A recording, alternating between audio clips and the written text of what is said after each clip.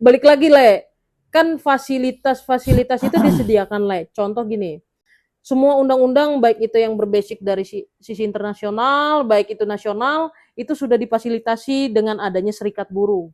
Oke. Nah, serikat buruh ini menaungi semua kepentingan-kepentingan hukum dari si buruhnya tersebut. Makanya internasional melanjutkan dengan peraturan internasionalnya menyebutkan bahwa serikat pekerja, baik itu serikat buruh maupun serikat pekerja itu harus ada di dalam suatu perusahaan. Itu harus ada, karena itu menaungi kepentingan-kepentingan dari sisi perburuhan, dari sisi buruhnya itu sendiri.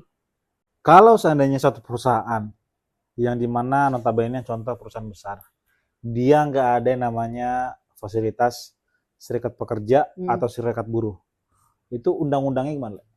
Boleh apa enggak? Kalau boleh kenapa? Kalau nggak boleh gimana? Harus. Harus. Harus, wajib. Dan itu yang menggerakkan dari sisi buruhnya itu sendiri. Jadi bukan dari internal perusahaan? Tidak. Jadi gini, perusahaan tidak boleh melarang buruhnya itu mengikuti serikat. Dan itu dinaungi oleh undang-undang yang nanti bisa dipidanakan, yang namanya union busting.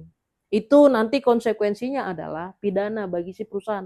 Melarang karyawannya untuk berserikat, itu dilarang keras. Di undang-undang pun, baik itu undang-undang cipta kerja maupun undang-undang sebelumnya itu tidak boleh.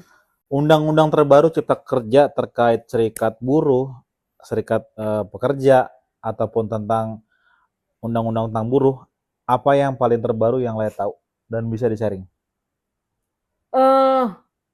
Terkait dengan pengupahan, tapi ini terlampau panjang lah, Le.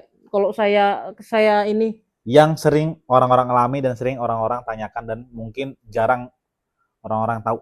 Nah ini yang lagi kita bahas. Maksud saya gini, dari sisi serikat buruh dulu deh. Dari sisi serikat buruh itu yang dimana sudah dinaungi oleh undang-undang, perusahaan tidak boleh membatasi karyawannya untuk berserikat. Betul. Itu dulu. Nah, fungsi berserikat adalah banyak, Le. Dari sisi buruhnya ya. Dari sisi buruhnya tercover kepentingan buruh itu sendiri. Contoh, tadi yang Le bilang, dia itu tidak mengetahui isi daripada peraturan perusahaan atau peraturan kerja bersamanya. Nah nanti sisi serikat buruh ini yang mengcover itu. Ketika memang si manajemen mewakili perusahaan meniadakan hak-hak dari buruh itu, yang seharusnya dalam peraturan kerja bersama atau peraturan perusahaan itu diberikan oleh perusahaan kepada buruhnya, itu nanti serikat buruh yang bergerak seperti itu. Serikat buruh bergerak kalau ada inisiatif dari pekerja atau buruh di perusahaan tersebut. Bukan bergeraknya, maksudnya ada eksistensinya dan bertumbuh di dalam suatu perusahaan itu harus diawali oleh buruh atau karyawan yang bekerja di dalamnya. Minimal ada berapa orang? Nah ini dia.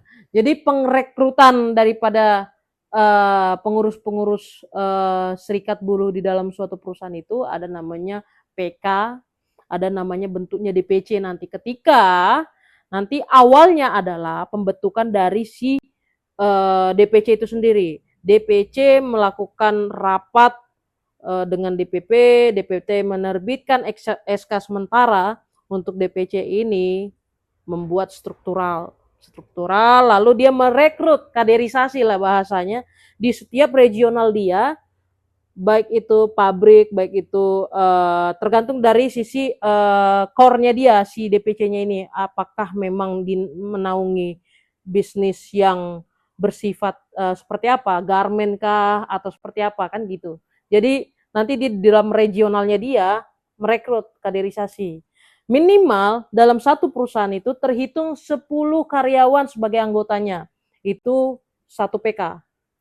1 PK itu artinya 1 PK, satu struktural di dalam suatu perusahaan itu memiliki keanggotaan kalau tidak salah 10 sampai dengan 20 orang lah. 1 PK. 1 PK. Terus orang ke-21 tetap dihitung 1 PK atau baru lagi? Itu tetap dihitung 1 PK-nya. Di dalam misalnya contohnya gini. Kalau di wilayah Cibinong, PTA contohnya. Dia punya 1 PK.